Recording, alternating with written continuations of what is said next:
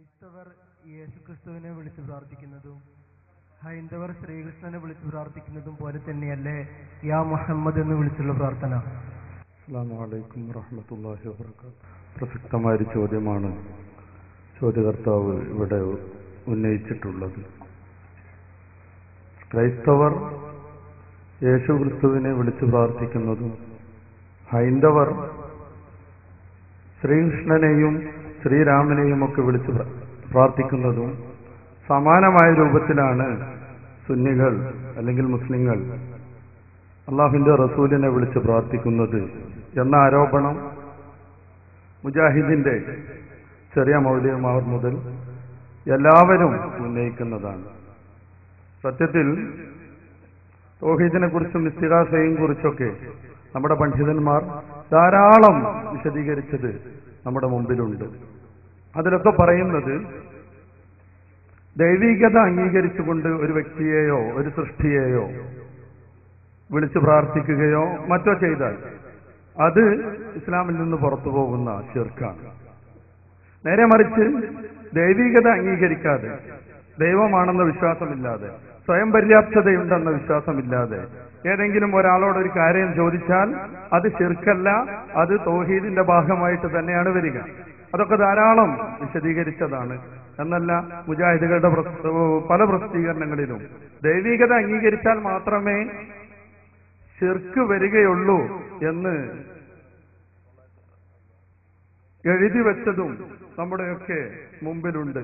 ഇത് അൽമനാർ 1988 ജനുവരി. എങ്ങനെയാണ് തൗഹീദും ശിർക്കും വേർതിരിയുക എന്ന് അവർ എഴുതി വെക്കുന്നു. ഈ അടുത്ത കാലത്ത് വിചിന്തനത്തിലുമൊക്കെ ഇത് വന്നിട്ടുണ്ട്. ഞാൻ കുറച്ചു മാത്രം വായിച്ചു കേൾപ്പിക്കാം.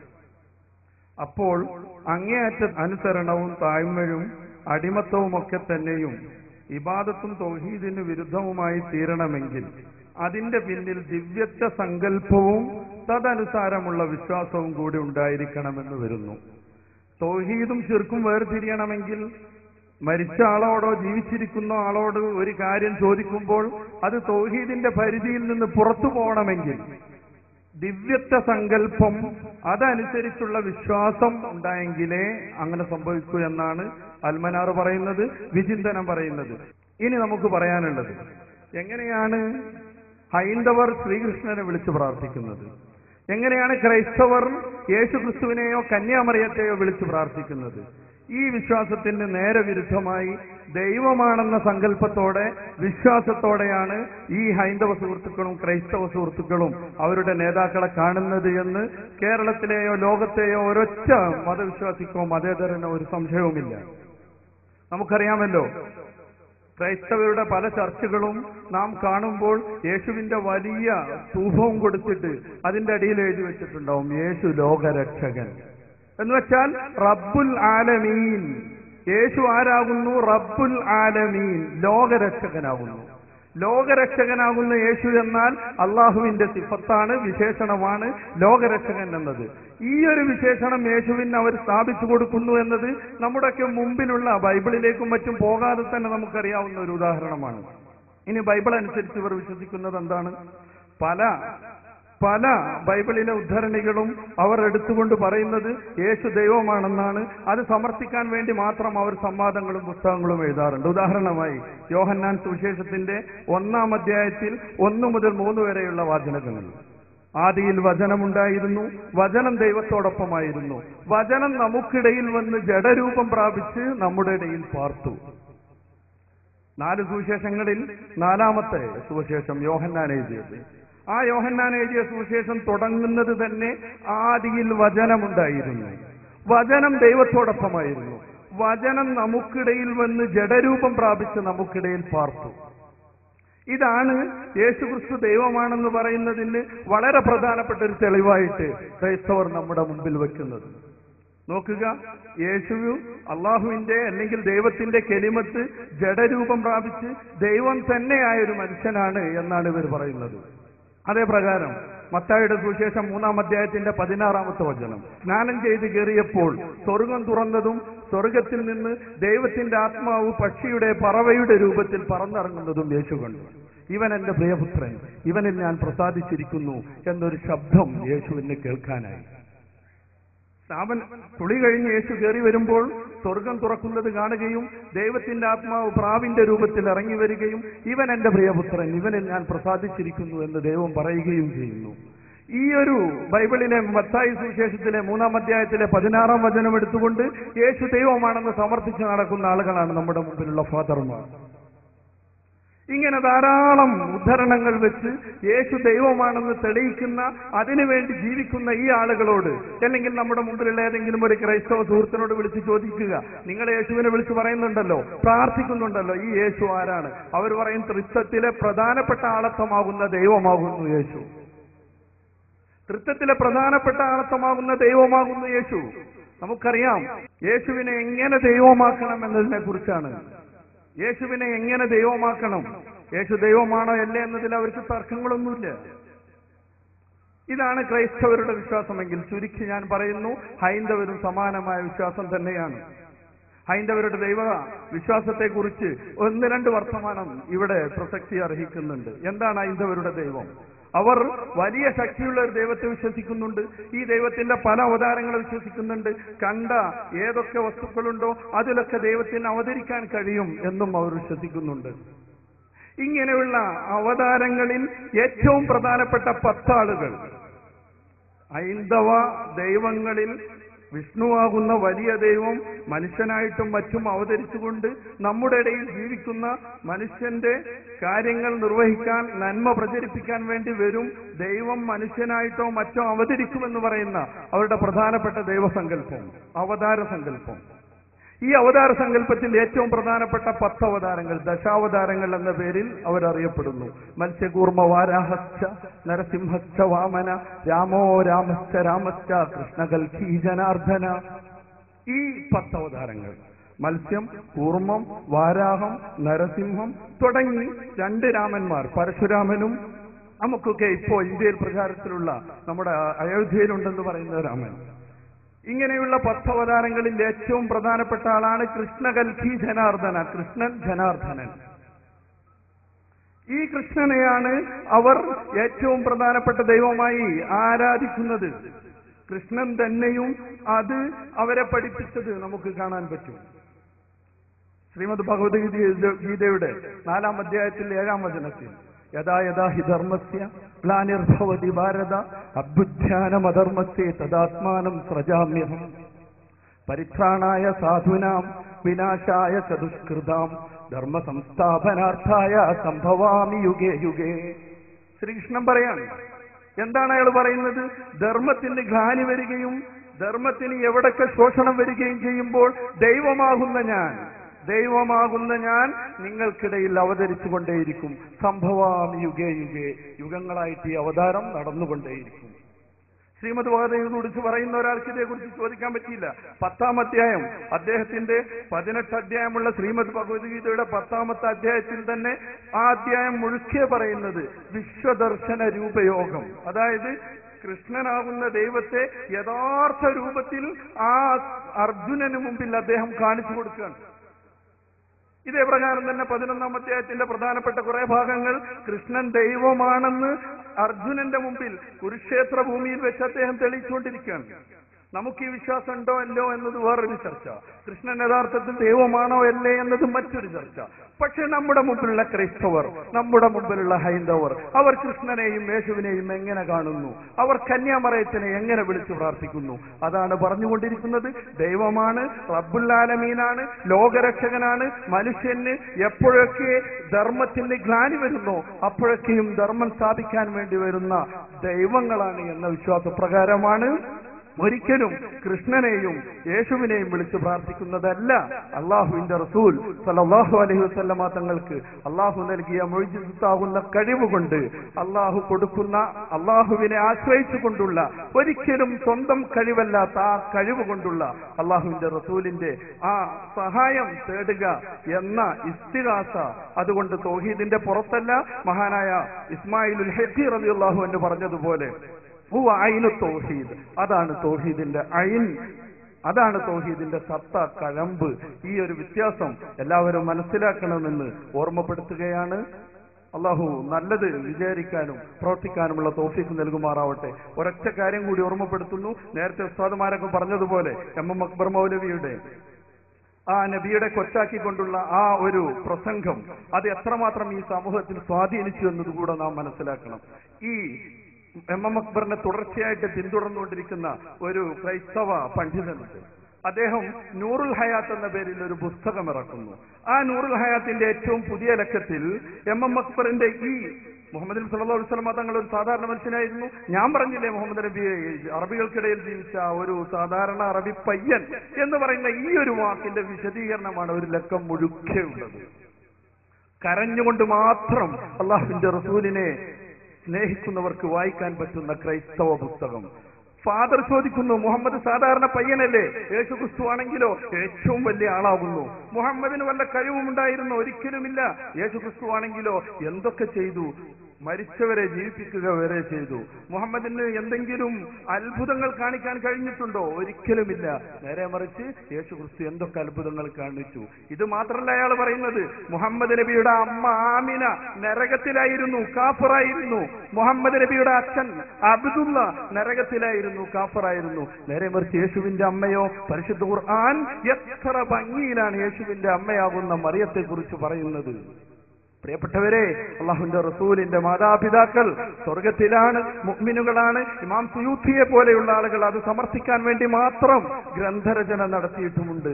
എന്നാലും നമ്മുടെ വിരുദ്ധരായ ആളുകൾക്ക്, ഇസ്ലാമിനെ വീക്ഷിക്കുന്ന ആളുകൾക്ക് അള്ളാഹുവിന്റെ റസൂലിനെയും അനുബന്ധമായി ഇസ്ലാമിന്റെ ഓരോ സ്തംഭങ്ങളെയും ചിഹ്നങ്ങളെയും വളരെ വൃത്തികെട്ട രൂപത്തിൽ മനസ്സിലാക്കാനുള്ള സംവിധാനങ്ങൾ ഈ ലോകത്ത് ഒരുക്കി കൊടുക്കുന്നത് ഇത്തരം മൗലവിമാരെന്ന് ആണെന്നുകൂടെ പൊതുജനം മനസ്സിലാക്കണമെന്ന് ഓർമ്മപ്പെടുത്തുന്നു.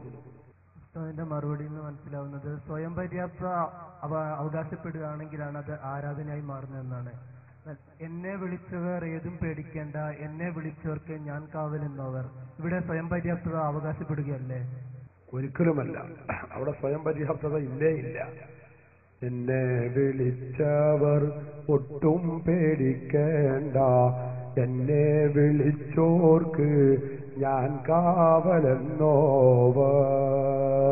മുഹയ്യദ്ദീൻ ശൈഖ് റളിയല്ലാഹു അൻഹു പറയുന്നുണ്ട്.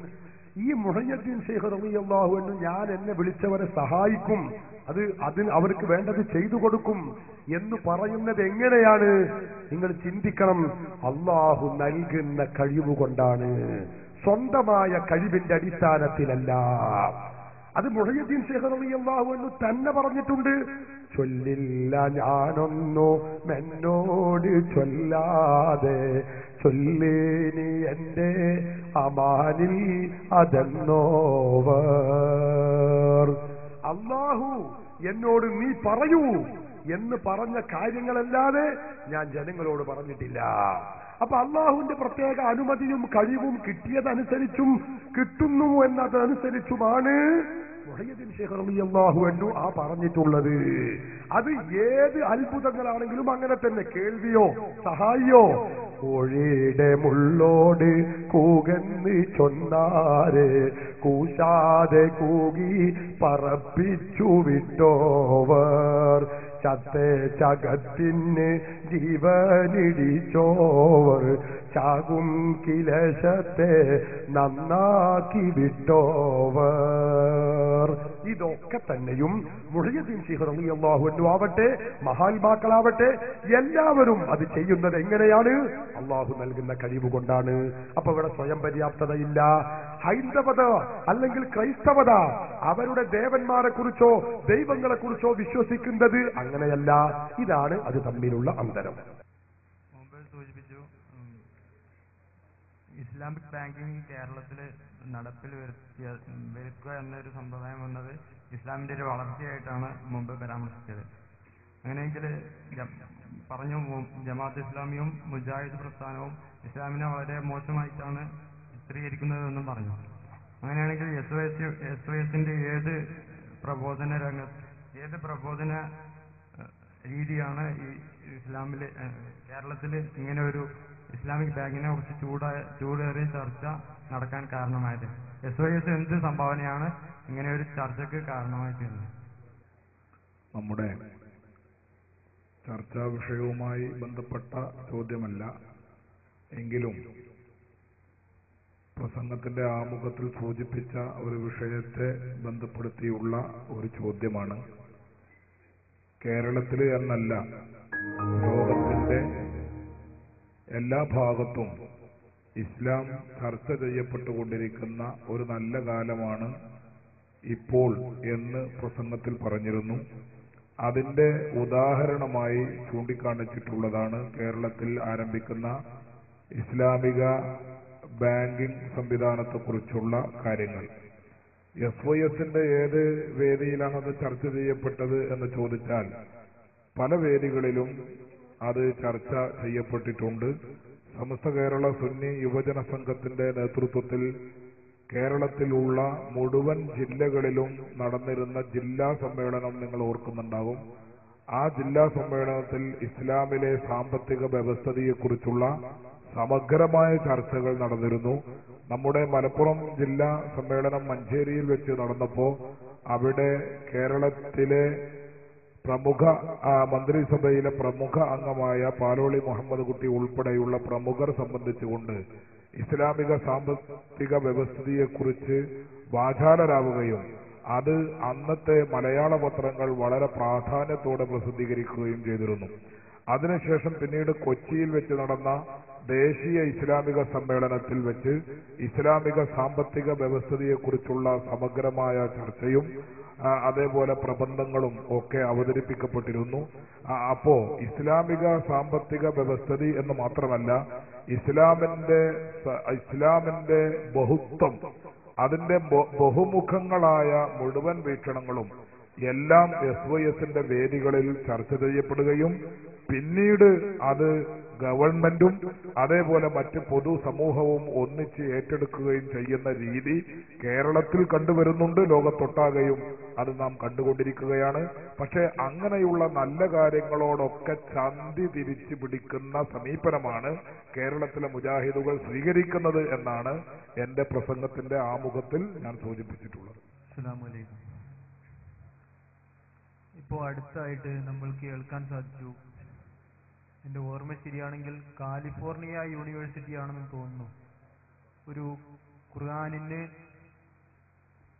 ോട് യോജിച്ച അതേപോലെയുള്ള ഒരു ഖുർആൻ ഇറക്കി എന്നാണ് കേൾക്കാൻ സാധിച്ചത്. അഥവാ എന്നെ മെയിലിലൂടെ അറിഞ്ഞൊരിതാണ്.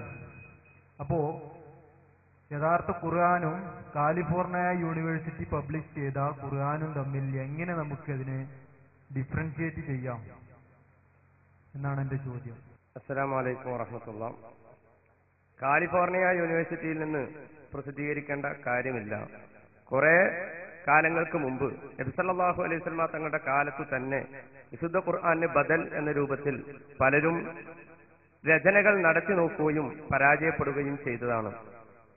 അതിനെ എങ്ങനെ ഡിഫറൻഷിയേറ്റ് ചെയ്യാമെന്ന് ചോദിച്ചാൽ, എന്തെങ്കിലും ഒരു അറബി പുസ്തകം നിങ്ങൾ വിശുദ്ധ ഖുർആന് പകരമായി കൊണ്ടുവരണമെന്ന് വിശുദ്ധ ഖുർആൻ ഒരിക്കലും വെല്ലുവിളിച്ചിട്ടില്ല. ഖുർആൻ വെല്ലുവിളിച്ചത് ഖുർആനിനെ പോലെയുള്ള ഒരു ഗ്രന്ഥം കൊണ്ടുവരിക എന്നാണ്. ഖുർആനിനെ പോലെയുള്ള ഗ്രന്ഥം എന്ന് പറയുമ്പോൾ ഖുർആനിനെ ഇതര ഗ്രന്ഥങ്ങളിൽ നിന്ന് മാറ്റി നിർത്തുന്ന, അതിനെ മനുഷ്യ കഴിവുകൾക്ക് അതീതമാക്കുന്ന അമാനുഷികമായ ചില വിഷയങ്ങൾ വിശുദ്ധ ഖുർആനിൽ അടങ്ങിയിട്ടുണ്ട്. അതുപോലെയുള്ള ഒരു ഗ്രന്ഥം കൊണ്ടുവരണമെന്നാണ് ഖുർആൻ പറയുന്നത്. ഒന്ന് രണ്ട് ഉദാഹരണങ്ങൾ അത് സൂചിപ്പിക്കാൻ വേണ്ടി ഞാൻ വേണമെങ്കിൽ പറയാം. നമുക്കറിയാം, നബി സല്ലല്ലാഹു അലൈഹി വസല്ലമ തങ്ങൾക്ക് അവിടുത്തെ അന്നത്തെ സാമൂഹിക സാഹചര്യങ്ങളിൽ നിന്ന് ഒരിക്കൽ പോലും മനസ്സിലാക്കാൻ പറ്റാത്ത കാര്യങ്ങൾ വിശുദ്ധ ഖുർആനിൽ നമുക്ക് കണ്ടെത്താൻ സാധിക്കുന്നു. ഒരു ഉദാഹരണം, വിശുദ്ധ ഖുർആനിലെ 16-ാമത്തെ അധ്യായമായ സൂറത്തുൻ നഹ്ലിലെ 68-ാമത്തെ വചനം വിശുദ്ധ ഖുർആൻ പറയുന്നുണ്ട്, വഔഹാ റബ്ബുക ഇലൻ നഹ്ലി അനിത്തഖിദി മിനൽ ജിബാലി ബുയൂത വമിനശ് ശജർ വമിമ്മാ യഅരിസൂൻ. അല്ലാഹു പറയുന്നു, തേനീച്ചക്ക് നിന്റെ നാഥൻ, നിന്റെ റബ്ബ് ബോധനം നൽകി. എന്താണ് ബോധനം നൽകിയത്? അനിത്തഖിദി മിനൽ ജിബാലി ബുയൂത, നീ പർവ്വതങ്ങളിൽ കൂടുണ്ടാക്കണം. അറബി അറിയുന്ന ആളുകൾക്കറിയാം, ഇത്തഖദ എന്ന പദം അവൻ ഒരു പുരുഷൻ ഉണ്ടാക്കി എന്നാണ് അതിന്റെ അർത്ഥം. ഇത്തഖിദി എന്നാൽ നീ ഒരു സ്ത്രീ ഉണ്ടാക്കൂ എന്നാണ് അതിന്റെ അർത്ഥം. പെൺതേനീച്ചകളാണ് കൂടുണ്ടാക്കുന്നത് എന്ന സംഗതി 1879 സ്വാമർഡാം എന്ന് പറയുന്ന ശാസ്ത്രജ്ഞനാണ് ആദ്യമായി കണ്ടുപിടിച്ചത്. അതിനു മുമ്പ് അങ്ങനെ ഒരു വിവരം ശാസ്ത്രലോകത്തിന് അറിയുമായിരുന്നില്ല. ഇതൊരു കാര്യം മാത്രമാണ്. ശാസ്ത്രീയമായി വിശുദ്ധ ഖുർആൻ അന്നത്തെ സാഹചര്യങ്ങളിൽ നിന്ന് പറിച്ചെടുക്കപ്പെടാൻ പറ്റുന്ന കാര്യങ്ങൾ കൊണ്ടൊന്നും മനസ്സിലാക്കാൻ പറ്റാത്ത ഒരു സംഗതിയാണ് മുഹമ്മദ് റസൂലുള്ളാഹി സ്വല്ലല്ലാഹു അലൈഹി വസല്ലം തങ്ങൾ പറയുന്നത്. അതുപോലെ തന്നെ നമുക്കറിയാം ഖുർആൻ മുന്നോട്ട് വെച്ച പ്രവചനങ്ങൾ വളരെ അതിശക്തമായ പ്രവചനങ്ങളായിരുന്നു ഖുർആന്റേത്. ഒന്നുപോലും തെറ്റിയിട്ടില്ല. എത്രത്തോളം ഒരു പ്രവചനമാണ് വല്ലാഹു യഅസിമുക മിനന്നാസ്, നബിയേ അങ്ങയെ ജനങ്ങളിൽ നിന്ന് അല്ലാഹു തആല രക്ഷിക്കുന്നതാണ്. പ്രവചനങ്ങൾ പലതും പറയാം. നാളെ ഇന്ന സ്ഥലത്ത് ഒരു ബോംബ് പൊട്ടുമെന്ന് ഒരാൾക്ക് പ്രവചിക്കാം. അത് നമുക്ക് സാധൂകരിക്കുകയും ചെയ്യാം. കാരണം ഒരു ബോംബ് അവിടെ കൊണ്ടുപോയി അത് പൊട്ടിച്ചാൽ മതി. പക്ഷേ നിങ്ങളെ, അള്ളാഹുവിന്റെ റസൂലായ നിങ്ങളെ അള്ളാഹു തആല കാക്കുമെന്ന് പറഞ്ഞാൽ ആ പ്രവചനത്തിനെതിരെ ഒരാൾക്ക് രംഗത്ത് വരാൻ പറ്റും. അങ്ങനെ കാക്കുമെങ്കിൽ നമുക്കൊന്ന് കാണണമെന്ന് പറഞ്ഞ് ആ ഒരു വ്യക്തിയെ കൊല്ലാൻ ഒരു പക്ഷേ ശ്രമിച്ചേക്കാം. എന്നാൽ അങ്ങനെ ഒരു സൗകര്യവും സാഹചര്യവും ഒക്കെ അവരുടെ മുമ്പിലുണ്ടായിട്ടും വിശുദ്ധ ഖുർആൻ അതിശക്തമായി പറഞ്ഞു. അത് പ്രതിഫലിച്ചു എന്ന് മാത്രമല്ല, അള്ളാഹുവിന്റെ റസൂലിന്റെ വഫാത്തിന്റെ ശേഷം പോലും അത് പുലർന്നു എന്നാണ് പിന്നീട് നമുക്ക് മനസ്സിലായത്. എന്തുകൊണ്ടാണ്? നൂറുദ്ദീൻ ഷെയ്ഖ് അറേബ്യ ഭരിക്കുന്ന കാലത്ത്, മക്ക ഭരിക്കുന്ന കാലത്ത് അവിടെ ഉണ്ടായിരുന്ന അന്നത്തെ ക്രിസ്ത്യാനികളായ ചില ആളുകൾ എന്ത് ചെയ്തു? അള്ളാഹുവിന്റെ റസൂലിന്റെ ഭൗതിക ശരീരം അവിടെ നിന്ന് തട്ടിക്കൊണ്ടുപോകാനുള്ള ശ്രമങ്ങൾ നടത്തുകയുണ്ടായി. ആ സമയത്ത് ഹബീബ് റസൂലുള്ളാഹി സ്വല്ലല്ലാഹു അലൈഹി വസല്ലമ തങ്ങൾ സ്വപ്നത്തിലൂടെ നൂറുദ്ദീൻ ഷെയ്ഖിന് നജ്ജിനി മിൻ ഹാദൈനി റജുലൈനിൽ അഷ്കറൈൻ, ഈ തവിട്ടു നിറത്തിലുള്ള രണ്ടാളുകളിൽ നിന്ന് എന്നെ രക്ഷിക്കണേ എന്ന് പറയുന്നത് മഹാനായ നൂറുദ്ദീൻ ഷെയ്ഖ് കേൾക്കുകയാണ്. പിറ്റേ ദിവസം മന്ത്രിയോട് വിഷയം പറയുകയും അവരങ്ങനെ മദീനയിലേക്ക് പോവുകയും ചെയ്തു. മദീനയിൽ നിന്ന് ആളുകളെയെല്ലാം വിളിച്ചു ചേർത്തുകൊണ്ട് അവർക്കൊക്കെ രാജാവ് സമ്മാനം തരുന്നുണ്ട്, നിങ്ങൾ വരൂ എന്ന് പറഞ്ഞ് ആളുകളെ വിളിച്ചു. അപ്പൊ ആളുകളൊക്കെ വന്നു. എന്നിട്ട് ഈ രണ്ടാളുകൾ ഇവരുടെ കൂട്ടത്തിലുണ്ടോ എന്ന് മന്ത്രി രാജാവിനോട് നോക്കാൻ വേണ്ടി പറഞ്ഞു. പക്ഷേ ആ രണ്ടാളുകളെ മാത്രം കണ്ടില്ല. പിന്നീട് എന്ത് ചെയ്തു? അവസാനം ഇവർ വിവരമന്വേഷിച്ചു. രണ്ടാളുകൾ ഇനി ആരെങ്കിലും സമ്മാനം വാങ്ങാൻ ബാക്കിയുണ്ടോ, ഇനി ആരെങ്കിലും പാരിതോഷങ്ങൾ വാങ്ങാൻ ബാക്കിയുണ്ടോ?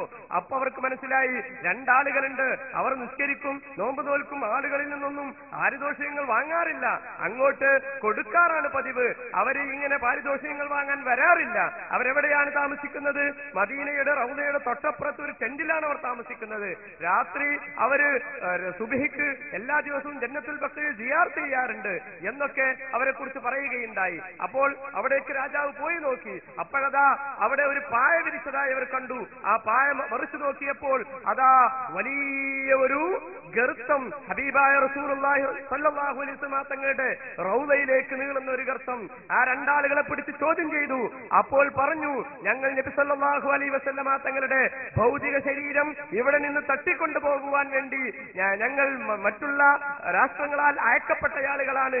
കാരണം ജനങ്ങളുടെ, മുസ്ലിമീങ്ങളുടെ സ്പിരിറ്റിനും അവരുടെ സ്ഥൈര്യത്തിനും കാരണമായി ഭവിച്ചിട്ടുള്ളത് അള്ളാഹുവിന്റെ റസൂലിന്റെ ജസദാണ് എന്ന് അവർക്ക് ബോധ്യമായതുകൊണ്ട് ആ ജസദ് തട്ടിക്കൊണ്ടു പോകുവാനുള്ള ശ്രമം അവർ നടത്തിയപ്പോ അള്ളാഹു തആല അത് തടഞ്ഞു. വല്ലാഹു യഅസിമുക മിനന്നാസ് എന്ന ആയത്ത് ഇപ്പോഴും എപ്പോഴും അത് തുടർന്നുകൊണ്ടേയിരിക്കും എന്നതിന്റെ ഒരു സാക്ഷ്യമായി ഞാൻ ഉദ്ധരിച്ചതാണ്. ഇങ്ങനെ പല കാര്യങ്ങളും ശാസ്ത്രത്തിന്റെ അടിസ്ഥാനത്തിൽ, സാഹിത്യത്തിന്റെ അടിസ്ഥാനത്തിൽ, അതുപോലെ തന്നെ അതിന്റെ സാഹിത്യ ഭംഗിയുടെ അടിസ്ഥാനത്തില്, ചരിത്രത്തിന്റെ അടിസ്ഥാനത്തില്, പ്രവചനങ്ങളുടെ അടിസ്ഥാനത്തില്, ഇങ്ങനെ പല കാരണം, ജീവിത പദ്ധതിയാണ് എന്ന അടിസ്ഥാനത്തില്, ഇങ്ങനെ 10ലേറെ മാനദണ്ഡങ്ങളുടെ അടിസ്ഥാനത്തില് വിശുദ്ധ ഖുർആൻ അമാനുഷികമാണ് എന്ന് നമുക്ക് തെളിയിക്കാൻ സാധിക്കും. കേവലം ഒരു അറബി രചിക്കുവാൻ ആളുകൾക്ക് സാധിക്കും. അൽഹാഖുമുത് തകാസുർ എന്ന് പറയുന്നതിന് ഇന്നാ അൻസൽനാഹു ഫീ ലൈലത്തുൽ ഖദ്ർ, അതുപോലെ തന്നെ സൂറത്തുൽ ഫീൽ തുടങ്ങിയ ആയത്തുകൾക്കൊക്കെ അന്നുകാലത്ത് തന്നെ നബി സല്ലല്ലാഹു അലൈഹി വസല്ലം തങ്ങളുടെ കാലത്ത് തന്നെ പലരും എതിർ ബദലുകളായി വന്നിട്ടുണ്ട്. പക്ഷേ അതൊക്കെ കേട്ട ആളുകൾ അതേസമയം പുച്ഛിച്ചു തള്ളുകയാണ് ചെയ്തത്. എന്റെ കാലിഫോർണിയയിൽ നിന്ന് ഉണ്ടായി എന്ന് പറയപ്പെടുന്ന ഈ ഗ്രന്ഥം പ്രചാരം സിദ്ധിക്കുകയും അങ്ങനെ മുസ്ലിമീങ്ങളുടെ ഒരു ഖുർആന്റെ ബദലായി രൂപപ്പെടുകയും ചെയ്യാതിരുന്നത് എന്നതിന്റെ അർത്ഥം അത് ഉണ്ടാക്കിയ ആളുകൾക്ക് തന്നെ മനസ്സിലായിട്ടുണ്ട്. അത് കൊള്ളരുതാത്തതാണ്, സ്വീകരിക്കപ്പെടാൻ പറ്റാത്തതാണ് എന്ന്. അറിയുമോ, വിശുദ്ധ ഖുർആനില് ഉണ്ടായിരുന്ന ഒരു വിശുദ്ധ ഖുർആനെതിരെ സാധാരണയായി ഉന്നയിക്കപ്പെടാറുള്ള ഒരു ആക്ഷേപമാണ് എന്ത് ഹാമാനെ കുറിച്ചുള്ള സംഭവം. ഞാനൊരു ഉദാഹരണം ചരിത്രപരമായ ഒരു അമാനുഷികത പറയാൻ വേണ്ടി പറയുകയാണ്. ഹാമാനെ കുറിച്ചുള്ള സംഭവം. ഹാമാൻ എന്ന് പറയുന്ന ഒരാൾ ചരിത്രത്തിൽ ജീവിച്ചിട്ടില്ല എന്നും മൂസാ നബിയുടെ കാലത്ത് അങ്ങനെ ഒരാൾ ചരിത്രത്തിൽ ജീവിച്ചിട്ടില്ല എന്നും അത് മുഹമ്മദിന്റെ കള്ളക്കഥയാണ് എന്നും ക്രിസ്ത്യാനികൾ പ്രചരിപ്പിക്കാറുണ്ടായിരുന്നു. കാരണം എന്താ? ചരിത്രത്തിൽ അതിന് തെളിവില്ല എന്നാണ് അവർ പറയുന്നത്. വിശുദ്ധ ഖുർആൻ വെല്ലുവിളിച്ചു. വിശുദ്ധ ഖുർആന്റെ വചനങ്ങൾ നമ്മുടെ മുമ്പിലുണ്ട്. പക്ഷേ ചരിത്രത്തിൽ നിന്ന് തെളിവ് കൊടുക്കാൻ സാധിക്കുന്നില്ല. കാരണം ബൈബിളാണ് ഏറ്റവും പുരാതനമായ ചരിത്ര ഗ്രന്ഥം. അതിൽ ആ സംഭവം പറയുന്നില്ല എന്നാണ് പറഞ്ഞത്. എന്നാൽ പിന്നീട് ഈജിപ്റ്റോളജിയെ കുറിച്ചുള്ള പഠനങ്ങൾ വികസിക്കുകയും ഈജിപ്തിനെ മിഡീവൽ ഈജിപ്ത്, അതുപോലെ തന്നെ ഏൻഷ്യന്റ് ഈജിപ്ത് എന്നിങ്ങനെ ഈജിപ്തിനെ പലതുമായി തിരിച്ചുകൊണ്ട് മോഡേൺ ഈജിപ്ത് എന്നിങ്ങനെ മൂന്നായി തിരിച്ചുകൊണ്ട് പഠനങ്ങൾ നടക്കുകയും ഈജിപ്തിലെ പഴയ ലിപികളെ കുറിച്ചുള്ള ഹീറോഗ്ലിഫുകൾ എന്ന് പറയുന്ന ലിപികളെ കുറിച്ചുള്ള പഠനം നടക്കുകയും ചെയ്തതിനു ശേഷം മോറിസ് ബുക്കായി എന്ന് പറയുന്ന ശാസ്ത്രജ്ഞൻ ഹാമാൻ എന്ന് പറയുന്ന ഒരാള് ആ കാലത്ത് ജീവിച്ചിട്ടുണ്ടോ എന്നറിയാൻ വേണ്ടി ഒരു പഠനം നടത്തുകയുണ്ടായി. എന്നിട്ട് ഹീറോഗ്ലിഫ് ലിപിയെ കുറിച്ച് വളരെ പഠനം നടത്തിയ ഒരാളോട് ചെന്നിട്ട് ഹാമാൻ എന്നത് അറബിയിൽ എഴുതിയിട്ട് ഇത് ഈ ഭാഷയിൽ എങ്ങനെയാണ് എഴുതുക എന്ന് ചോദിച്ചു. അദ്ദേഹം പറഞ്ഞു, എന്തിനാണത്? അതായത് ഇങ്ങനെ ഒരാൾ ജീവിച്ചിട്ടുണ്ട് എന്ന് 6-ാം നൂറ്റാണ്ടിലുള്ള ഒരു ഗ്രന്ഥത്തിൽ കാണാൻ സാധിച്ചിട്ടുണ്ട്. അങ്ങനെ ഏത് ഫിറൗന്റെ കാലത്ത് അല്ലെങ്കിൽ മൂസാ നബിയുടെ കാലത്ത് ഇങ്ങനെ ഒരാൾ ജീവിച്ചിട്ടുണ്ട് എന്ന് ഖുർആനിൽ 6-ാം നൂറ്റാണ്ടിൽ രചിക്കപ്പെട്ട ഒരു ഗ്രന്ഥത്തിൽ കാണാൻ സാധിച്ചിട്ടുണ്ട്, ഉള്ള ഒരു ഗ്രന്ഥത്തിൽ കാണാൻ സാധിച്ചിട്ടുണ്ട്. അതുകൊണ്ട് അതിനെക്കുറിച്ചൊന്ന് വസ്തുതാപരമായി പഠിക്കാൻ വേണ്ടിയിട്ടാണ് ഞാൻ ഇറങ്ങിയിട്ടുള്ളത്. അപ്പോൾ അദ്ദേഹം പറയുകയുണ്ടായി, എന്നാൽ 6-ാം നൂറ്റാണ്ടിലെ ഒരു ഗ്രന്ഥത്തിൽ നിങ്ങൾ അങ്ങനെ ഒരു സംഗതി കാണാൻ സാധിക്കുകയില്ല. കാരണം എന്താ? അതിന്റെ എത്രയോ കാലങ്ങൾക്ക് ശേഷമാണ് ഹീറോഗ്ലിഫുകളെ കുറിച്ചുള്ള പഠനം പുരോഗമിക്കുന്നത്. അതുകൊണ്ട് പിന്നീട് കണ്ടെടുത്ത ഒരു ശാസ്ത്രം അന്നത്തെ ഒരു ഗ്രന്ഥത്തിൽ നിങ്ങൾക്ക് കാണാൻ സാധിക്കുകയില്ല. എന്നാൽ നിങ്ങൾക്കറിയുമോ, പിന്നീട് ഇദ്ദേഹം പഠനം പുരോഗമിച്ചു. ഹാമാൻ എന്ന് ആ ഭാഷയിൽ എങ്ങനെയാണ് എഴുതുക എന്ന് അദ്ദേഹം പഠിച്ചിട്ട് ഈ ലിപികളെ കുറിച്ച് പഠനം നടത്തിയപ്പോൾ രാങ്കെ എന്ന് പറയുന്നയാൾ എഴുതിയ ഒരു ഡിക്ഷണറി അദ്ദേഹത്തിന്റെ ശ്രദ്ധയിൽപ്പെട്ടു. എന്താണ് അതിന്റെ പേര്? Dictionary of personal names. Personal നെയിംസിനെ കുറിച്ച് മാത്രം പറയുന്ന രാങ്കയുടെ ഡിക്ഷണറിയിൽ ഈ പദം അദ്ദേഹം കണ്ടെത്തി, ഹാമാൻ എന്ന പദം. എന്നിട്ട് ഹാമാന്റെ ജോലി കൊടുത്തിട്ടുള്ളത് എന്താ പറയുക? കല്ലുവെട്ട് തൊഴിലാളികളുടെ നേതാവ് എന്നാണ്. കല്ലുവെട്ട് തൊഴിലാളികളുടെ നേതാവ് എന്ന് എനിക്ക് നീ ഇഷ്ടിക ചുട്ടെടുത്തുകൊണ്ട് നീ വലിയ ഗോപുരം ഉണ്ടാക്കി തരണമെന്ന് പറഞ്ഞില്ലേ? നോക്കൂ നിങ്ങൾ, അത് എത്രത്തോളം സമീകരിക്കുന്നു. പിന്നീട് അതുപ്രകാരം തന്നെ ഈ സംഭവം ഉന്നയിച്ചുകൊണ്ട് തന്നെ ക്രിസ്ത്യാനികൾ ആരോപിക്കാറുള്ള മറ്റാരോപണമുണ്ട്. അതെന്താ? അന്ന് ഇഷ്ടിക വിദ്യ അത്രയൊന്നും ജനകീയമായിരുന്നില്ല, തീരെ ഉണ്ടായിരുന്നില്ല. പിന്നെ എങ്ങനെയാണ് ഇങ്ങനെ ഒരു സംഭവം ഉണ്ടാവുക എന്നാണ് അവർ ചോദിച്ചത്. അതിനും നമുക്ക് മറുപടി പറയാൻ കഴിഞ്ഞു. കാരണം എന്താ? ദ ബ്രിക്ക് ആർക്കിടെക്ചർ എന്നതിനെ കുറിച്ച് ഏൻഷ്യന്റ് ഈജിപ്ത് എന്ന പറയുന്ന ഒരു ഗ്രന്ഥത്തില് ഇതിനെക്കുറിച്ച് വിശദമായ പഠനങ്ങളുണ്ട്. എന്ന് പറഞ്ഞാൽ ഏൻഷ്യന്റ് ഈജിപ്തിൽ ബ്രിക്ക് ആർക്കിടെക്ചർ എന്ന് പറയുന്ന ആർക്കിടെക്ചർ ഉണ്ടായിരുന്നു എന്ന് തെളിയിക്കുന്ന ഗ്രന്ഥങ്ങൾ പിൽക്കാലത്ത് രചിക്കപ്പെട്ടു. കാലങ്ങളേറെ ചൊല്ലും തോറും വിശുദ്ധ ഖുർആനിന്റെ ശക്തിയും പ്രഭയും അത് ഉഷാറായിക്കൊണ്ടിരിക്കുകയാണ് എന്നാണ് ഇത് തെളിയിക്കുന്നത്. ഞാൻ പറഞ്ഞു വരുന്നത്, ശാസ്ത്രത്തിന്റെ അടിസ്ഥാനത്തില്, സാഹിത്യത്തിന്റെ അടിസ്ഥാനത്തില്, പ്രവചനങ്ങളുടെ അടിസ്ഥാനത്തില്, ജീവിത പദ്ധതി എന്ന അടിസ്ഥാനത്തില് ഇങ്ങനെ പല കാരണങ്ങളാലും വിശുദ്ധ ഖുർആൻ അമാനുഷികമാണെന്ന് തെളിയിക്കാൻ സാധിക്കും. ഇവർ കൊണ്ടുവന്ന വചനങ്ങൾ എടുത്തുകൊണ്ട് ഇങ്ങനെ ഏതെങ്കിലും ഒരു നിലക്ക് അമാനുഷികത തെളിയിക്കാൻ, അല്ലെങ്കിൽ ഏതെങ്കിലും ഒരു നിലക്ക് അത് വേറിട്ട് നിൽക്കുന്നു, ഖുർആനോട് സമീകരിക്കുന്നു എന്ന് തെളിയിക്കാൻ സാധിക്കുമോ എന്നതാണ് പ്രശ്നം എന്ന് കൂട്ടത്തിൽ ഉണർത്തിക്കൊണ്ട് ഞാൻ അവസാനിപ്പിക്കുന്നു. അസ്സലാമു അലൈക്കും. ഇതുപോലത്തെ സംവാദ സദസ്സ്, മുഖാമുഖ സദസ്സിലൊക്കെ സംശയ നിവാരണത്തിന് അവസരം കാത്തിരിക്കുന്ന ഒരു വ്യക്തിയാണ് ഞാൻ. ദിവസങ്ങൾക്ക് മുമ്പ് ഇവിടെ MM അക്ബർ സാഹിബ് ഇതുപോലൊരു വേദി സംഘടിപ്പിച്ചു. അതിൽ ചോദ്യം ഉന്നയിക്കാൻ മണിക്കൂറുകളോളം കാത്തിരുന്ന ഞാൻ നിരാശനായി മടങ്ങുകയാണ് ചെയ്തത്. കാരണം സമയമില്ല, ചോദിക്കാൻ അനുവദിക്കില്ല എന്ന് പറഞ്ഞ് അവസരം നിഷേധിച്ചു. എന്നെ പറഞ്ഞയക്കുകയാണ് ഇവിടുത്തെ അന്നത്തെ സംഘാടകർ ചെയ്തത്. അവരോട് ഞാൻ ചോദിക്കാൻ വന്നൊരു ചോദ്യം അലവി സഖാഫിയുടെ ഒരു കള്ള പ്രചാരണം സംബന്ധിച്ചാണ്. പുടവ മാസികയിൽ അന്യ പുരുഷന്മാരുമൊത്ത് യാത്ര ചെയ്യൽ അനുവദനീയമാണെന്ന് പുടവ മാസികയിലുണ്ട് എന്ന് അലവി സക്കാഫി അന്യ പുരുഷന്മാരോടുകൂടെ സ്ത്രീക്ക് യാത്ര ചെയ്യാമെന്ന് പുടവ മാസികയിലുണ്ട് എന്ന് എല്ലാ വേദികളിലും അലവി സക്കാഫി പ്രസംഗിച്ച് നടക്കുന്നതായ ഒരു അറിവ്. അതുകൊണ്ട് അത് ഒരു മുജാഹിദ് നേതൃത്വത്തോട് ചോദിച്ചപ്പോൾ അത് അലവി സക്കാഫി കള്ളം പറയുകയാണ് എന്നും അത് അക്ബറോട് ചോദിക്കാൻ വേണ്ടി വന്നതാണ്, അതുകൊണ്ട് അവസരം തന്നില്ല, ഇതിൽ അവസരമുണ്ടാകുമെന്ന് കരുതുന്നു. വേറൊരു കാര്യം, അടുത്ത കാര്യം ഇതുമായി ബന്ധപ്പെട്ടതാ, വേറെ ചോദ്യമാണെങ്കിൽ അടുത്ത ഇതുമായി ബന്ധപ്പെട്ടതാണ്, ഇപ്പൊ തന്നെ ചോദിക്കാം. ഒരു ചോദ്യം ചോദിച്ചാല് ഒരുപാട് സമയം അതിന് മറുപടിക്കെടുത്ത് അക്ബറിനെ പോലെ മുങ്ങാനുള്ളൊരു സദസ്സാണോ ഇത് എന്നാണ് എനിക്ക് ചോദിക്കാനുള്ളത്. അല്ല എന്നാണ് അതിന്റെ മറുപടി. അവസാനത്തെ ചോദ്യത്തിന്റെ മറുപടി ആദ്യം പറഞ്ഞു. ഇനി ആദ്യം ചോദിച്ച ചോദ്യത്തിന്റെ മറുപടി ഇപ്പം പറയാം. അക്ബറിന്റെ സദസ്സിൽ നിങ്ങൾ പോയി കുറെ നേരം കാത്തിരുന്നു, അങ്ങനെ ചോദിക്കാൻ അവസരം കിട്ടിയില്ല. അതന്നെയാണ് നേരത്തെ മാളിയേക്കൽ ഇവിടെ പറഞ്ഞത്. തുറന്ന സംവാദം എന്ന പേര് വെച്ച് അടച്ചിട്ട സംവാദം എന്നതിനെ കുറിച്ച് പറയാനുള്ള കാരണം അതുകൊണ്ടാണ്. അത് നിങ്ങൾ മനസ്സിലാക്കണം. ഞങ്ങളെ സംവാദമല്ല, ഞങ്ങളെ സംവാദത്തിന്റെ അവസ്ഥ തുറന്ന സംവാദം എന്ന് പറഞ്ഞാൽ തുറന്ന സംവാദം തന്നെയാണ്. ഇവിടെ മുജാഹിദുകൾക്ക് വരാം, മൗലവിമാർക്ക് വരാം, പ്രവർത്തകർക്ക് വരാം, മുജാഹിദ് അല്ലാത്തവർക്ക് വരാം, എല്ലാവർക്കും വരാം, എന്തും ചോദിക്കാം. അതാണ് ഞങ്ങൾ നോക്കി എന്തൊരു സുതാര്യ നിലപാടാണ്. ഞങ്ങളിവിടെ ക്യൂ സിസ്റ്റം പാലിപ്പിച്ചിട്ട് ആദ്യം ഇയാള് പിന്നെ അയാള് പിന്നെ അയാള് ഇല്ല. ഞങ്ങൾ വളരെ സുതാര്യമാണ്. ഞങ്ങളുടെ നിലപാട് വളരെ ക്ലിയറാണ്, കൃത്യമാണ്, വ്യക്തമാണ്. എന്താ കാരണം? ഞങ്ങൾക്ക് ഉറപ്പാണ് ഞങ്ങൾ വിശ്വസിക്കുന്ന ആശയത്തെ ചോദിച്ച് തോൽപ്പിക്കാനും ഞങ്ങളെ ഉത്തരം മുട്ടിപ്പിക്കാനും ഇവിടെയുള്ള ലോകത്തുള്ള ഒരു ശക്തിക്കും കഴിയില്ല. ഞങ്ങൾക്ക് ഉറപ്പാണ്, യാതൊരു സംശയവുമില്ല. അതിന്റെ അർത്ഥം ഞങ്ങളൊക്കെ വലിയ വലിയ പണ്ഡിതന്മാരെ വലിയ അല്ലാമകളാണെന്ന് നിങ്ങൾ ധരിക്കണ്ട.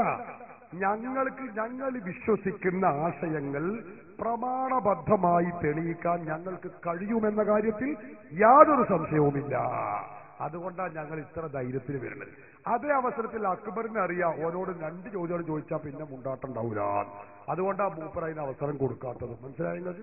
അത് ഞാൻ പറഞ്ഞതല്ലോ, നേരത്തെ ഞാൻ വായിച്ചില്ലേ, സക്കരിയ സലാഹി പറഞ്ഞില്ലേ, അറബി ഭാഷ അറിയില്ല, വിവരമില്ല. അങ്ങനത്തെ ആൾക്കാർക്ക് ഒരു ചോദ്യം തന്നെ എന്തോ ഒരു കുതിരത്തിനാൽ ഇങ്ങനെ തട്ടിമുട്ടി പോവല്ലത്. ഇത് നേരത്തെ മാളിയേക്കൽ പ്രഖ്യാപിച്ചു. സമസ്ത കേരള സുന്നി യുവജന സംഘത്തിന്റെ കീഴിലുള്ള ദഅ്വാ സെല്ല് ഇവരെ പിന്തുടർന്ന് പിടികൂടുക തന്നെ ചെയ്യുമെന്നാണ് ഞങ്ങൾ പറയുന്നത്. അതോടുകൂടി ഈ പരസ്യ പ്രസ്താവന നിൽക്കും, യാതൊരു സംശയവുമില്ല. ഇരിക്കട്ടെ, നിങ്ങൾ ചോദിച്ചതിന് മറുപടി പറയുന്നു. അതുകൊണ്ട് ഞങ്ങളെ നിലപാട് സുതാര്യാണ്. ഞാൻ പറഞ്ഞതാണോ അത് കളവാവില്ല, ഉള്ളതന്നെ പറയാൻ പറഞ്ഞ നേരമില്ല, പിന്നല്ലേ കളവ് പറയല്. ഇത് നോക്കിങ്ങൾ, ഇത് മുജാഹിദിന്റെ പുടവ മാസികയാണ്. ഇതിന് ചോദിക്കണത് ആരാ? ഉമ്മു അബ്ദില്ല വടകര എന്ന് പറയുന്ന സ്ത്രീയാണ്. എന്താ ചോദിക്കുന്നത്? സ്ത്രീകൾക്ക് ബൈക്കിൽ യാത്ര ചെയ്യാമോ? ഇതാണ് ചോദ്യം. സ്ത്രീകൾക്ക് ബൈക്കിൽ യാത്ര ചെയ്യൽ എന്നാണ് ഹെഡിങ്. സ്ത്രീകൾക്ക് ബൈക്കിൽ യാത്ര ചെയ്യാന്ന് പറഞ്ഞാൽ പെണ്ണ് സ്വന്തം കാർ ഓടിച്ചു പോകല് നമ്മൾ കണ്ടിട്ടുണ്ട്. അതുപോലെ ബൈക്ക് ഓടിച്ചു പോകാമോ എന്നല്ല. പിന്നെന്താണ് ചോദിക്കുന്നത്? കണ്ടോ, ഒരു സ്ത്രീ ബൈക്കിൽ യാത്ര ചെയ്യുമ്പോൾ പാലിക്കേണ്ട മര്യാദകൾ എന്തൊക്കെയാണ്? അന്യ പുരുഷന്റെ കൂടെ യാത്ര ചെയ്യാമോ? ഇതാ ചോദ്യത്തിലുള്ള വശാണിത്. ഞാൻ എന്റെ പോക്കറ്റിൽ നിർത്തതല്ല. ഉത്തരം എന്താ? ദീർഘമായ മറുപടിയാണ്.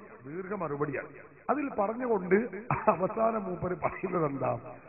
എന്നാൽ ഇസ്ലാം നിർദ്ദേശിച്ച മര്യാദകൾ പാലിച്ചുകൊണ്ട് ഒരു രാത്രിയും ഒരു പകലും ദീർഘമാകാത്ത യാത്ര ചെയ്യുന്നത് നിഷിദ്ധമാണെന്ന് പറയാൻ പറ്റൂല. ഏത്? അപ്പൊ അന്യ പുരുഷന്റെ കൂടെ ബൈക്കിന്റെ പിന്നിലിരുന്ന് യാത്ര ചെയ്യാൻ ഒരു കുഴപ്പമില്ല. പ്രശ്നം എത്ര ഉള്ളൂ? 24 മണിക്കൂറിന്റെ അപ്പുറം 1 മിനിറ്റ് പോകരുത് എന്ന് മാത്രം. എന്നാ ഓക്കെ, അത് വലിയ സംഗതിയാണ്. 24 മണിക്കൂർ ഒരു പെണ്ണിനെയും കൂട്ടി ഒരു ചെറുപ്പക്കാരന് ബൈക്കിന്റെ പിന്നിൽ യാത്ര ചെയ്ത് അവളെ കൊണ്ട് നടക്കുന്നതിന് ഒരു കുഴപ്പമില്ല എന്ന് മുജാഹിദിന്റെ വനിതാ മാസികന് എഴുതിയിട്ടുള്ളത്. ഇത് മലയാളാണ്. അലവി സക്കാഫിക്ക് നുണ പറയേണ്ടതില്ല. സത്യമായത് തന്നെ മുജാഹിദ് എഴുതി വെച്ചത് ഇവിടെ ഇഷ്ടംപോലെ ഞങ്ങൾക്ക് പറയാനുണ്ട്. പച്ചയായ മലയാളാണ്, ആർക്കും വന്ന് നോക്കാം. ഞങ്ങളിൽ എല്ലായിടത്തും പറയുന്നത് ഇതുകൊണ്ടാണ്. ഈ സത്യം മുജാഹിദ് പച്ച മലയാളത്തിൽ എഴുതിയിട്ടുള്ള ഈ സത്യം നിരാകരിക്കാൻ പറ്റൂല. എന്നിട്ട് പറയുന്നത് എന്താ? അതാ രസം.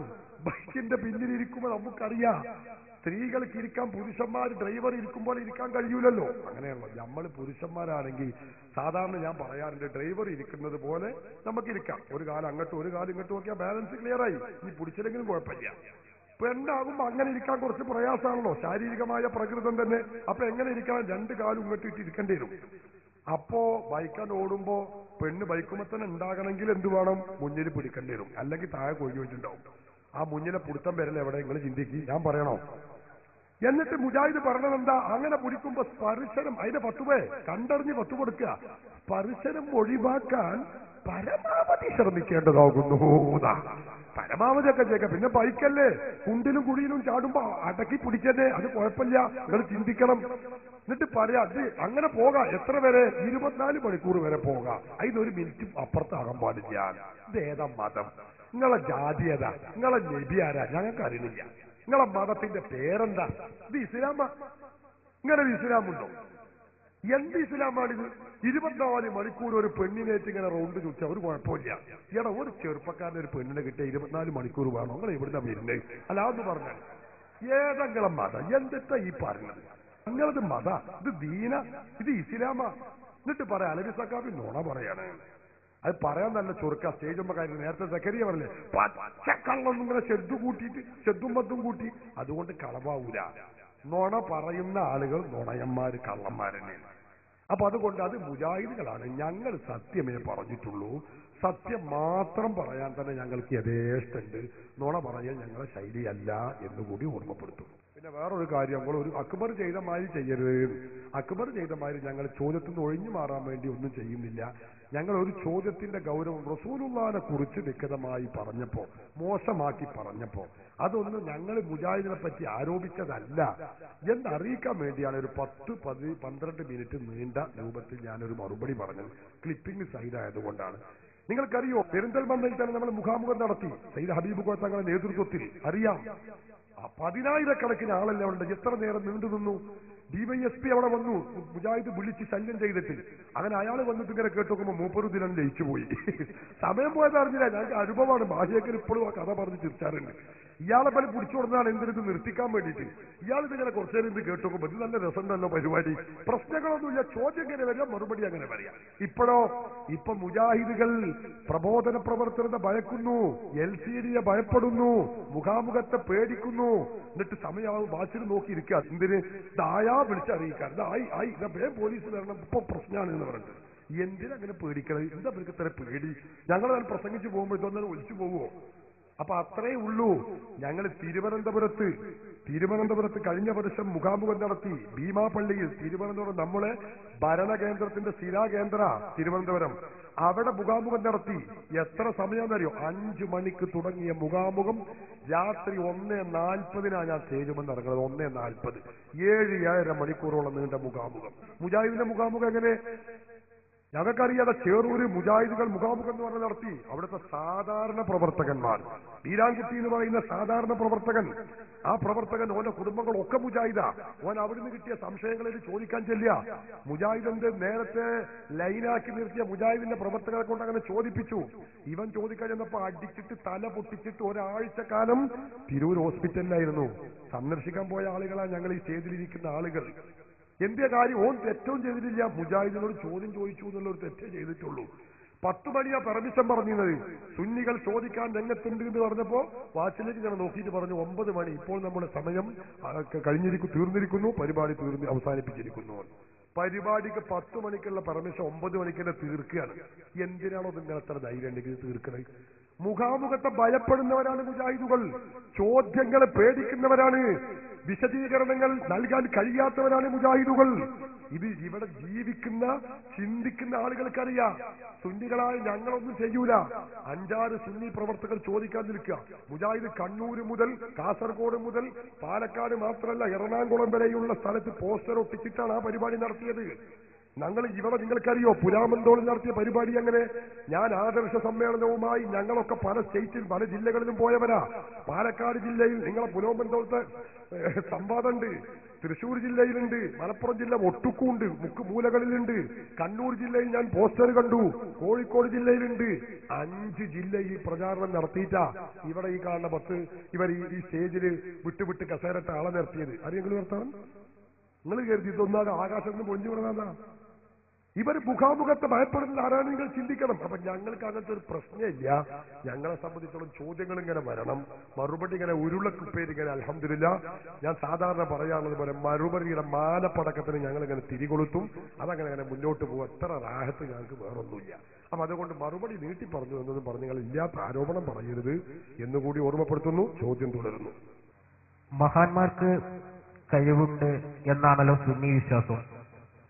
പാലക്കാട് മഞ്ഞക്കുളം പള്ളിയിൽ കവർച്ച നടന്നിട്ട് എന്തുകൊണ്ടാണ് ആ മഹാന് അത് തെളിയിക്കാൻ കഴിയാഞ്ഞത്? അതിപ്പോ നാളെ ഞാൻ ഹജ്ജിന് പോയപ്പോ എന്റെ കൂടെ ഉള്ള ആളെ കാബത്തിങ് അടിച്ചിട്ട് പാസ്പോർട്ട് പോക്കറ്റ് അടിച്ചു. എന്നിട്ട് എന്റെ കാബ അള്ളാന്റെ പള്ളിയല്ലേ എന്ന്. എന്നിട്ട് എന്തി അവിടെ തെളിയിക്കാൻ കഴിയാഞ്ഞത്? കാബ അല്ല, ഞങ്ങൾ ശൈഖുമാര് ഔലിയാക്കൾ, അത് പോട്ടെ. അള്ളാന്ന് പറഞ്ഞതിനൊക്കെ കഴിയുന്ന ആളല്ലേ? അള്ളാന്റെ സ്വന്തം കാബത്തിന്റെ അടുത്തുനിന്ന് ആ പാസ്പോർട്ട് പോക്കറ്റ് അടിച്ച് എന്നിട്ട് തെളിയിക്കാൻ കഴിഞ്ഞില്ലല്ലോ. നോക്കിങ്ങള്. അപ്പൊ അള്ളാഹ്ക്ക് കഴിവില്ല എന്നാ അതിന്റെ അർത്ഥം? അല്ല, അള്ളാഹ്ക്ക് കഴിവുണ്ട്. അള്ളാഹു സുബ്ഹാനഹു തആല അതെല്ലാം അറിയും ചെയ്യും. പോക്കറ്റ് അടിച്ചവനെ അറിയും, എടുത്തവനെ അറിയും, തെളിയിക്കാനും കഴിയും, ഒക്കെ ചെയ്യും. പക്ഷെ അള്ളങ്ങനെ വന്നത് പറഞ്ഞു കൊടുക്കലോ വിശദീകരിച്ചു കൊടുക്കലോ അള്ളാന്റെ ശൈലിയല്ല. എന്നതുപോലെ മഖാമിലുള്ള ഔലിയാക്കള് ശൈഖുമാര് അവർക്ക് അദൃശ്യങ്ങൾ അറിയും എന്ന് കരുതിയിട്ട് ആ നഷ്ടപ്പെട്ടവനോ അല്ലെങ്കിൽ പോക്കറ്റ് അടിച്ചവനോ കൊള്ളയടിച്ചവരെയോ ശൈഖുമാര് നടന്നിങ്ങനെ ദദ്ദ പോണു എന്ന് പറഞ്ഞിങ്ങനെ ചൂണ്ടിക്കാണിച്ചോളുന്നില്ല. എന്നിട്ട് അന്നങ്ങനെ ഒന്നും ചെയ്യാതെ കാത്തിരുന്നു. അത് സംരക്ഷിക്കാനും കാക്കാനും കഴിയില്ല എന്ന് പറഞ്ഞാല് അപ്പൊ അള്ളാഹ്ക്ക് കഴിവില്ല എന്ന യുക്തിവാദികളെ ചോദ്യമാണത്. യുക്തിവാദികളെ ചോദ്യമാണ്. അപ്പൊ മനസ്സിലായില്ല, അള്ളാഹ്ക്ക് കഴിവില്ല. മുസ്ലിങ്ങൾക്ക് പറയാൻ പറ്റുമോ? പറ്റൂല. അള്ളാഹ്ക്ക് കഴിവില്ലാത്തതുകൊണ്ടല്ല, അള്ളാഹ്ക്ക് കഴിവുണ്ട്. ആ കഴിവ് അള്ളാഹു സുബ്ഹാനഹു തആല ഉപയോഗപ്പെടുത്തേണ്ട നേരത്ത് ഉപയോഗപ്പെടുത്തും. നമ്മൾ കരുതുന്ന നേരത്തല്ല അള്ളാഹു തആല ഉപയോഗപ്പെടുത്തുക. അതുകൊണ്ട് അവർക്ക് കഴിവില്ല എന്ന് വരൂല. ഇതിന്റെ അർത്ഥം അള്ളാന്റെ കഴിവും ഷെയ്ഖിന്റെ കഴിവൊക്കെ ഒരുപോലെയാണ് എന്ന് നിങ്ങൾ ധരിക്കണ്ട. അള്ളാഹുവിന്റെ കഴിവ് നിരുപാധികമാണ്, സ്വതന്ത്രമാണ്, സ്വയം പര്യാപ്തതയിൽ അധിഷ്ഠിതമായതാണ്. അതേ അവസരത്തിൽ മഹാത്മാക്കൾ ഔലിയാക്കളുടെ കഴിവുകൾ അള്ളാഹു നൽകുന്ന കഴിവാണ്. അത് മുഅ്ജിസത്ത് കറാമത്തിന്റെ കഴിവാണ്. രണ്ടും അന്തരമുണ്ട്. എന്നാൽ ഉസ്താദ്, നിലമ്പൂര് നാടുകാണി ചുരത്തിൽ 3-4 പേരെ പിടിച്ചു എന്ന് പറയുന്നുണ്ട്. അതാ മഹാന്റെ കഴിവാണോ? അതെ. അപ്പൊ മനസ്സിലായി നിങ്ങൾ? ചിലയിടത്തൊക്കെ അത് പിടിക്കുന്നു, മനസ്സിലായില്ലേ? അതാ ഞാൻ പറഞ്ഞത്. തീരെ കഴിവില്ല എന്നല്ല, ചിലയിടത്തൊക്കെ അത് പിടിക്കും. എല്ലായിടത്തും പിടിച്ചോളുന്നില്ല, ചിലയിടത്തും പിടിക്കും. അതിൽപ്പെട്ടതാണ് നാടുകാണി ചുരത്തിലെ ആ ജാറം പൊളിച്ച സംഭവം. അത് അർദ്ധരാത്രിയാണ്. എസ് ഐ പറയാണ് ഞാൻ വെറുതെ അങ്ങോട്ട് പോയതാ. അപ്പൊ 2-3 ആൾക്കാർ അവിടെ നിൽക്കുന്നുണ്ട്. ഓല് പ്രാർത്ഥിക്കുകയാണെന്നാ ഞാൻ കരുതിയത്. പക്ഷെ എനിക്ക് പിന്നെ തന്നെ ഒരു സംശയം, എന്താ പോലെ ഈ സമയത്ത് വരും. ഞാൻ തിരിച്ചു വന്നു നോക്കുമ്പോൾ അവിടെ കർസേവ നടത്തുകയാണ്. അയാൾ പറയാ. അപ്പൊ കണ്ടോ, അത് പിടിച്ചില്ലെങ്കിൽ അവിടെ വലിയ സാമുദായിക സ്പർദ്ധ ഉണ്ടാകും. എന്താണ് കാരണം? ഇത് മുസ്ലിങ്ങളല്ല, ഇതിലൂടെ പോകുന്ന മറ്റേതോ അമുസ്ലിമീങ്ങളാണ് ഇത് ചെയ്തതെന്ന് സാമുദായിക സ്പർദ്ധ ഉണ്ടാകും. അപ്പൊ തോണി വലിയ ഇവിടെ ഒന്ന് കറാമത്ത് പ്രകടിപ്പിക്കണമെന്ന് മൂപ്പര് തീരുമാനിച്ചു. അപ്പാണ് പ്രകടിപ്പിച്ചു. അങ്ങനെ അവരെ കയ്യോടെ പിടികൂടി കൊണ്ടുപോയി കൂട്ടിലിട്ടു. അങ്ങനെ വേണ്ടതൊക്കെ പോലീസുമാർ അവരെ ബഹുമാനാദരവോടെ ഇടിയും തൊഴിയും ഒക്കെ നൽകി അവരെ ആദരിച്ചു വിട്ടു. അങ്ങനെയാണ്. അപ്പൊ ചിലപ്പോ കറാമത്ത് വെളിവാകും ചെയ്യും എന്നതിനും കൂടി അത് രേഖയാണ്. അത് ചോദിച്ചതിന് നിങ്ങൾക്ക് പ്രത്യേകം നന്ദി രേഖപ്പെടുത്തുന്നു. ഇമാം ഷാഫിയുടെ അൽ ഉമ്മ എന്ന കിതാബില് ഖുർആൻ ഖുതുബ ഖതീബ് മുഖ്യ ആവശ്യമുള്ളതായ കാര്യങ്ങൾ മാതൃഭാഷയിൽ സംസാരിക്കുന്നതിന് യാതൊരു വിരോധവുമില്ല എന്ന് പറയുന്നുണ്ട്. 1/307 അൽ ഉമ്മ. അപ്പം ഉപദേശം തന്നെയല്ലേ ഏറ്റവും മുഖ്യമായ വിഷയം. എന്തുകൊണ്ട് മലയാളം അറബി ഒന്ന് വായിച്ചാൽ ഉപകാരം. അറബി കൊടുത്തിട്ടില്ല. അതാണിപ്പോ. ആയിക്കോട്ടെ, ഞാൻ സംഭവം പറയാം. അതായത് അവിടെ വിഷയം എന്താണെന്ന് ചോദിച്ചാൽ ഖുതുബ ഓതുന്നുണ്ടെങ്കിൽ പണ്ഡിതന്മാരൊക്കെ ചർച്ച ചെയ്ത ഒരു വിഷയമാണ്. ഷാഫിമാം മാത്രമല്ല, ഫിഖ്ഹിന്റെ കിതാബുകളിലൊക്കെ നമുക്ക് കാണാൻ സാധിക്കും. ഒരാൾ ഖുതുബ ഓതിക്കൊണ്ടിരിക്കുന്ന സമയത്ത്, ഖുതുബ നിർവഹിച്ചുകൊണ്ടിരിക്കുന്ന സമയത്ത് വലിയ ഒരു വിഷയം ഉണ്ടായി. ഉദാഹരണത്തിന്, ഒരു അന്ധനായ മനുഷ്യൻ, അയാള് ഒരു കിണറിന്റെ അടുക്കിലേക്ക് നടന്നു പോകുന്നു, എളുപ്പ കിണറിൽ വീഴും എന്നൊരവസ്ഥ എത്തിയ സമയത്ത് അത് വളരെ മുഖ്യമായ ഒരു പ്രശ്നമാണ്.